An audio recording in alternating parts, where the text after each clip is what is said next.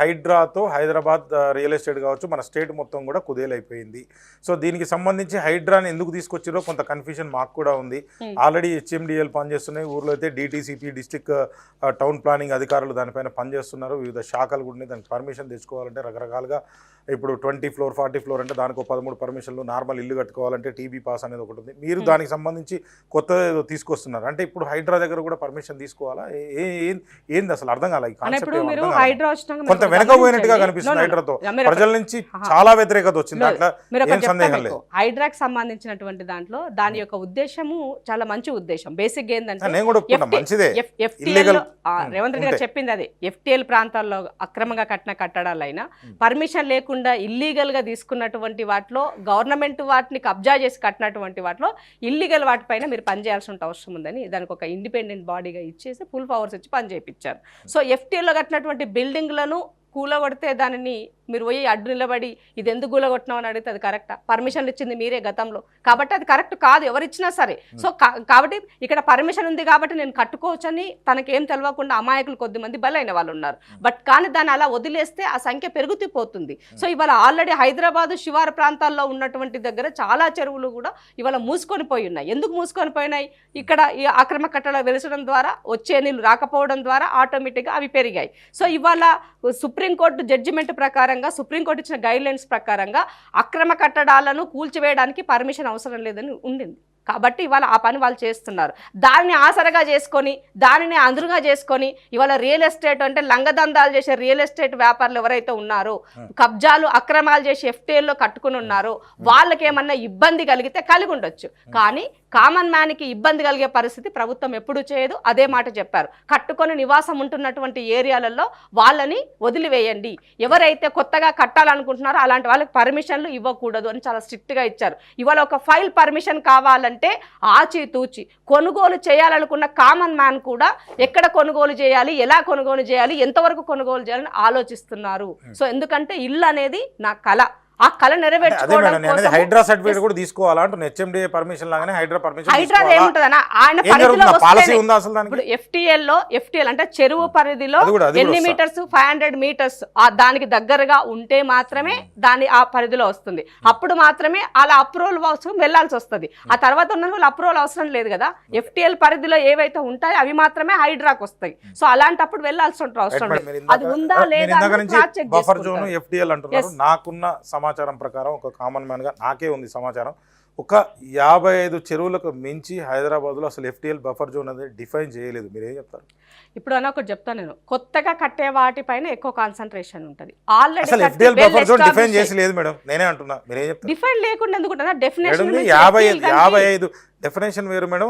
ఈ చెరువుకి ఈ ఆనకట్ట, ఈ 500 మీటర్లు ఎవరు లోపల రావద్దు, ఇది ఎఫ్టీఎల్, ఇది ఫుల్ ట్యాంక్ లెవెల్, ఇది బఫర్ జోన్ ఒక 100 మీటర్స్ దీని లోపల రావద్దు అనేది సాంకేతికంగా ఒక చట్టం అంటూ ఉందా లేదా? నిజాం టైం నుంచి రికార్డ్స్ ఉన్నాయి మన దగ్గర. అదే 55 చెరువులకు తప్ప లేవు అంటున్నా నేను. రాను రాను రాను రాను రియల్ ఎస్టేట్ ధరణి వచ్చిన తర్వాత ఇవన్నీ కూడా ఎక్కడికక్కడ వాళ్ళకు అనుగుణంగా వాటిని మార్చివేశారు పరిధులు.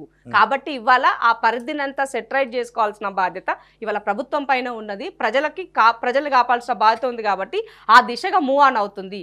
ఇవాళ కేసీఆర్ గారు పేదోలకు ఒక ఇల్లు కట్టియాలంటే ఇచ్చే పరిస్థితిలో లేడు ఆయన. కేసీఆర్ 10 సంవత్సరాల్లో నేను డబల్ బెడ్రూమ్ ఇల్లు ఇస్తా అని హైదరాబాద్ ప్రజలకి నమ్మబలికి ఓట్లు తీసుకొని ఇల్లు వాళ్ళు గెలిచిన తర్వాత కనీసము 1,00,000 ఇండ్లు ఇస్తాను చెప్పినాడు. హైదరాబాద్ పరిధిలో 1,00,000 ఇండ్లు ఇచ్చిండు. హైదరాబాద్ పరిధిలో ఎక్కడైనా మీరు చూసారా?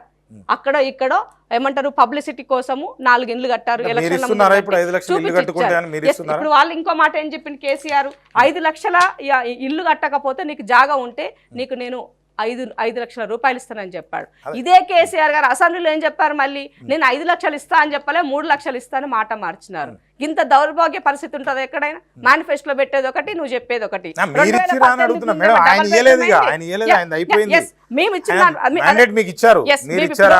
ప్రతి నియోజకవర్గానికి 3,500 ఇండ్ల లాగా ఇవాళ ఆల్రెడీ దానికి బడ్జెట్ కూడా అలకేట్ చేయబడింది. ఎవరైతే మీకు జాగా ఉంటే మీరు ఇల్లు కట్టుకున్నారనుకుంటే 5 లక్షల రూపాయలు, ఎస్సీ ఎస్టీలకైతే 6 లక్షల రూపాయలు అని చెప్పేసి ఆల్రెడీ ఇచ్చారు. ఇందిరమ్మ కమిటీలు వేశారు. ఆ కమిటీల ద్వారా క్షేత్రస్థాయిలో నిజంగా ఎవరికైతే ఇల్లు లేదో ఆ ఇల్లు లేని వాళ్ళని డేటాని పూర్తిగా పరిశీలించిన తర్వాతనే గ్రామ కమిటీల ద్వారానే వాళ్ళకి ఆ ఇల్లు ఇవ్వాలని చెప్పడం జరిగింది. ఇవాళ అది గ్రౌండ్లో ప్రాసెస్లో నడుస్తుంది. 3,500 ఇందు ప్రతి నియోజకవర్గానికి, అంటే 4 లక్షల పైన ఇవాళ ఈ ప్రభుత్వం ఇవ్వడానికి సిద్ధంగా ఉంది. కేసీఆర్ గారు ఇచ్చినటువంటి ఇండ్ల డేటా నా దగ్గర ఉన్నది. ఆయన అధికారంలోకి వచ్చిన తర్వాత అంటే 10 సంవత్సరాలలో కేసీఆర్ ఈ ఇండ్ల కోసము ఆయన బడ్జెట్లో పెట్టింది 26,000 కోట్ల రూపాయలు. కానీ కేసీఆర్ ఖర్చు వేసింది కేవలము 1,907 కోట్ల రూపాయలు మాత్రమే. దీంట్లో హడ్కో నుంచి తెచ్చుకున్నటువంటి అప్పు 8,744 కోట్ల రూపాయలు హడ్కో నుంచి తెచ్చుకున్నారు. కేంద్రం నుంచి 1,300 కోట్ల రూపాయలు వచ్చినాయి. మరి ఆయన ఖర్చు చేసింది ఓవరాల్గా ఇవన్నీ కలుపుకొని హడ్కో అప్పు, కేంద్రం నుంచి వచ్చిన పైసలు, కేసీఆర్ ఖర్చు పెట్టినటువంటి 1,907 కోట్లు ఇవన్నీ కలిపితే ఆయన ఖర్చు చేసింది కేవలము ఎంత 11,853 కోట్ల రూపాయలు మాత్రమే. అంటే ఇవన్నీ కలిపితే అసలు రాష్ట్రం నుంచి ఆయన బడ్జెట్ నుంచి ఖర్చు చేసింది కేవలం 1,907 కోట్ల రూపాయలు. అంటే నీకు ఎంత చిత్తశుద్ధి ఉందో చెప్పండి. దీంట్లో మీకు చిత్తశుద్ధి నెలకు రాష్ట్రానికి 18,000 కోట్లు వస్తున్నాయని చెప్పేసి, నెలకు ఆదాయం వస్తుందని చెప్పేసి మన ముఖ్యమంత్రి గారు చెప్పారు స్వయాన. అంటే ఆ డబ్బులు ఆయన ఏం చేసిండు? మరి ఇవన్నీ ఇయ్యలేదన్నారు. కరెక్ట్, వచ్చిన డబ్బులు ఏం చేశారు? ఆదాయం 2 లక్షల కోట్లు వచ్చినాయి అనుకోండి సంవత్సరానికి. మన ఆదాయం కమిషన్లు ఎక్కడొస్తాయో కమిషన్లు వచ్చేటువంటి వాటిపైన ఆయన కాన్సన్ట్రేషన్ ఉండింది. ఆ కాన్సన్ట్రేషన్ లోనే పెట్టడం ద్వారానే అసలు విద్య కుంటుబడింది, ఎడ్యుకేషన్ హెల్త్ కుంటుబడిపోయింది, వాటితో పాటుగా ఈ ఎంప్లాయ్మెంట్ కుంటుబడిపోయింది. వాళ్ళకి జీతాలు ఇవ్వాలని అంతెందుకన్నా ఎంప్లాయీ రిటైర్మెంట్ ఇవ్వకుండా ఎందుకు చేశాడు? 61 సంవత్సరాలకు ఎందుకు పెంచాడంటే కూడా రిటైర్డ్ అయినాడు, తనకి ఇవ్వాల్సినటువంటి బెనిఫిట్స్ అన్ని కూడా ఇవ్వలేని పరిస్థితిలో ఉన్నారు. నిరుద్యోగ భృతి ఇస్తారన్నారు, మీరు ఇచ్చారా? అరే 1 year అవుతుందన్నా, 1 yearకి నేను ఎంప్లాయ్మెంట్ నేను రిక్రూట్మెంట్ చేయకపోతే ఆటోమేటిక్ గా నిరుద్యోగ వృత్తి వైపుకి వెళ్తాను. నేను ఇవ్వడానికి సిద్ధంగా ఉన్నా, క్యాలెండర్ ఇచ్చిన, క్యాలెండర్ లో ఎప్పుడప్పుడు నోటిఫికేషన్స్ ఒకటి. మీరు ఇందాక నుంచి మంచి చాలా బాగా మాట్లాడుతున్నారు. అంటే విద్య, వైద్య రంగాలపైన, వ్యవసాయం పైన ఇవే మనిషికి కావాల్సిన. అసలు ఈ 3 ఇస్తే పథకాలే అవసరం లేదు. నన్ను అడిగితే నాకు సంబంధించిన ఈ పథకాలు ఇస్తే ఏ వెనిజిలో, ఏ సిరియో, ఏ సోమాలియో అవుతుంది.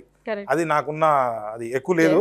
సో ఇప్పుడు ప్రాబ్లం ఏంటంటే మీరు ఎంత ఇచ్చారు, మీ దగ్గర అసలు బడ్జెట్ ఉందా? ఇప్పుడు బడ్జెటే లేదంటారు. ఎక్కడి నుంచి తెచ్చిస్తారు? ఆదాయం ఎట్లా సృష్టిస్తారు?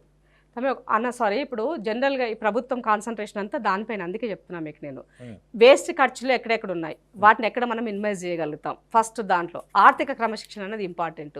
3వ విషయము, ఇవాళ అప్పులు తేకుండా ఉన్నటువంటి ల్యాండ్ల ద్వారా ఇన్ కేస్ మనం ఎక్కడైనా ఆ ల్యాండ్ని అమ్మకుండా బ్యాంకు ద్వారా ఎక్కడైనా రుణాలు తీసుకుని మనకు అమౌంట్ వచ్చినాక మళ్ళీ మనం ఒక ఇల్లు సంసారాన్ని నడిపేటప్పుడు ఎట్లా చేస్తాం అట్లా. అంటే ఏ దానికైనా ప్రతి విషయాన్ని కూడా ఆర్థిక క్రమశిక్షణతో ముందుకు వెళ్ళాలన్నది ముఖ్యమంత్రి గారైనా డిప్యూటీ సీఎం గారైనా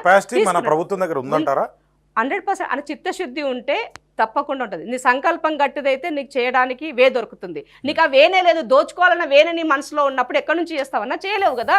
అది కేసీఆర్ అది చేయలేకపోయినారు కాబట్టి ఇవాళ రేవంత్ రెడ్డి గారు చాలా ప్రాంప్ట్గా, అందుకనే ఇండస్ట్రీస్ డెవలప్మెంట్ పైన ఎక్కువ కాన్సన్ట్రేషన్ చేస్తున్నారు. ఇండస్ట్రీ వల్ల ఎంప్లాయ్మెంట్ వస్తుంది, అట్ ద సేమ్ టైం మనకి నిధులు కూడా మన దగ్గర వస్తాయి. వేరే కంట్రీకి వెళ్ళలేకుండా మన కంట్రీలోనే మన ఆ ప్రోడక్ట్ని కనుక మ్యానుఫ్యాక్చరింగ్ చేసుకోగలిగితే, ఆ కంపెనీస్ మన దగ్గరకు వచ్చినట్లయితే ఇక్కడ అసెట్స్ పెరుగుతాయి. ఇప్పుడు దానికన్నా ముందు ఒకటి చెప్పండి, రియల్ ఎస్టేట్ మీద దాదాపుగా 10 to 12% ఎక్కువనే ఉండొచ్చు. నాకు తెలిసినంత వరకు చాలా మంది బతుకుతారు దాని మీద. అసలు ఆ రంగం పూర్తిగా కుదేలైపోయింది మీ వల్లే అని చెప్పి నేను అంటాను. మీరేం చెప్తారు? అని ఒకటి గుర్తుపెట్టుకోవాలా, నేను ఒక కామన్ ఉమెన్ని, ఎప్పుడు నేను కామన్ మ్యాన్ గురించి ఆలోచిస్తాను. కామన్ ఉమెన్ని ఈ రాష్ట్రంలో 10 సంవత్సరాల కాలంలో కేసీఆర్ వచ్చిన తర్వాత ఎక్కడైనా ఒక గజం భూమి కొనే పరిస్థితి ఉందా? కామన్ మ్యాన్ భూమి కొనే ఆలోచించేదానికన్నా కనీసం తను సిద్ధపడడానికి ఉన్నాడా? అంటే రేట్లు పెంచారంటారా? మరి అంతే కదా. దేనికి పనికిరానటువంటి ఒక పోడు భూమిని కూడా ఇవాళ 50 నుంచి ₹1 కోటి కొనే పరిస్థితికి వచ్చినప్పుడు ఆ రైతు నిజంగా భూమిని కూడా వ్యవసాయం చేస్తాడా? చెప్పన్నాను. కానీ అలా బ్లాక్ మనీ అంతా కూడా రియల్ ఎస్టేట్ వైపుకి పెట్టి ఇవాళ భూములను కాస్ట్ పెంచి ఎవరికి అందుబాటులో లేకుండా చేసిన దౌర్భాగ్య పరిస్థితి వాళ్ళు చేశారు. సో ఇవంతా సెటరేట్ చేయాల్సిన బాధ్యత ఇలా ప్రభుత్వం పైన ఉన్నది. కాంగ్రెస్ పార్టీ అంటే అంత అల్లటప్పు ప్రభుత్వం కాదన్న, దానికి ఒక విజన్ ఉంటుంది. ఇన్ని సంవత్సరాల తన రాజకీయ భాగస్వామ్యంతో తను చేసినటువంటి తప్పులను ఇవాళ తన యొక్క అనుభవంతో ఈ ప్రభుత్వాన్ని ఎట్లా ముందుకు తీసుకెళ్ళాలి, భావితరాలకు ఏ విధంగా ఉండాలి, దీంట్లో మిడిల్ క్లాస్ పీపుల్ని ఏ విధంగా మనం ప్రొటెక్ట్ కరెక్ట్ చేసుకోవాలనే ఒక విజన్ ఉంది మాకు. ఆ విజన్ లో భాగంగానే ఒక్కొక్కటి ప్రక్షాళన చేస్తున్నారు. డెఫినెట్ గా మూవ్ ఆన్ అవుతాయి. రియల్ ఎస్టేట్ చేసేటువంటి దాంట్లో నిజంగా రియల్ ఎస్టేట్ చేసే వ్యాపారులు అంటే అప్పు లేకుండా వాళ్ళ తనతో ఉన్న డబ్బుతో చేసే వాళ్ళకి ఎలాంటి ఇబ్బంది లేదు. ఎక్కడైనా వాళ్ళు ఇన్వెస్ట్మెంట్ ట్రాన్సాక్షన్ పడిపోతే గవర్నమెంట్ అర్థం అవుతుంది. కానీ కొంత ప్రక్షాళన జరగాల్సిన అవసరం ఉంది. సాచురేషన్ వైపుకి వెళ్ళిపోయింది. సాచురేషన్ కి వెళ్ళిపోయినటువంటి అంశాన్ని మనం దాన్ని స్టడీ చేయాలి. ప్రక్షాళన అంటే 20,000 రూపాయలు గజం ఉన్న భూమిని తీసుకొచ్చి 5,000 ఏమైనా చేయగలుగుతారా మీరు? అట్లాంటిది సాధ్యమవుతుంది అసలు? అట్లా అని ఇప్పుడు ఒకటి చెప్తా మీకు. నేను అంటే కామన్ మ్యాన్ కోసం నేను కొనాలనుకున్నా, నా జీతం 1,00,000 రూపాయలు అనుకోండి, వాడు 50,000 పెట్టి ఒక అపార్ట్మెంట్ కొంటాడు, 50,000 పెట్టి ఫ్యామిలీని పోషించుకుంటే ఈ రోజుల్లో అది నిజంగా చెప్పాలంటే అది మిడిల్ క్లాసే. 1,00,000 రూపాయలు వచ్చేటోళ్ళు కూడా మిడిల్ క్లాసే. మీరు ఒప్పుకోవాల్సిందే, తప్పదు. ఇంకా 20,000 రూపాయలు గజం కొనలేడు, దాన్ని 5,000కు వస్తే కొందాం అనుకో, మీరు చేస్తారా? ఇప్పుడు మనది లివింగ్ లైఫ్ కాస్ట్ పెరిగింది, దాని తగ్గట్టుగానే మన యొక్క లైఫ్ స్టైల్ వే కూడా పెరిగింది. అలాగని చెప్పేసి మనం బంగారు ఏమంటారు ముద్దలు తినాం కదా, అన్నమే తింటాం. అన్నం తినాలంటే ఏం చేయాలి? భూమిని కాపాడుకోవాలి. వ్యవసాయం చేసేటువంటి రైతన్నను కాపాడుకోవాలి. అంటే ఆ భూమి అనేది రైతన్నకు అందుబాటులో ఉండాలి. కాంక్రీట్ జంగల్ వైపు కాదు కదా మనం వెళ్లాల్సింది. సో ఆల్రెడీ హైదరాబాద్ శివార్లో కూరగాయలు పువ్వులు పండే దగ్గరలో ఇవాళ మొత్తం కాంక్రీట్ జంగల్ అయిపోయింది. సో ఇవాళ అది సాచురేషన్ వైపుకి వెళ్ళిపోతుంది. అది మనకు ప్రమాదమైనటువంటి విషయం.